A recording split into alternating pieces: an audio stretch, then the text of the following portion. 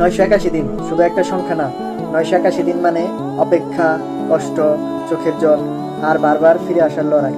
আজ যখন নেইমার মাঠে নামলো, হয়তো কোটি মানুষ শুধু একজন ফুটবলারকে দেখেনি, দেখেছে একটা অসমাপ্ত গল্পকে আবার শুরু হতে। কত রাত কেটে গেছে, কত ম্যাচ কেটে গেছে, কতবার মানুষ বলেছে হয়তো আর আগের নেইমারকে দেখা যাবে না।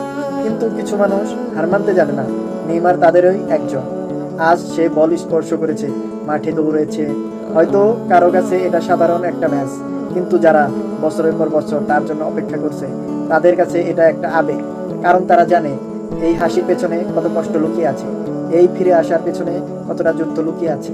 আজ স্কোর কত ছিল, কে গোল করলো, সেগুলো হয়তো একদিন মানুষ ভুলে যাবে, কিন্তু আজকের এই দৃশ্যটা ভুলবে না। কারণ আজ একজন খেলোয়াড় মাঠে ফেরেনি, আজ একটা স্বপ্ন আবার শ্বাস নিতে শুরু করেছে।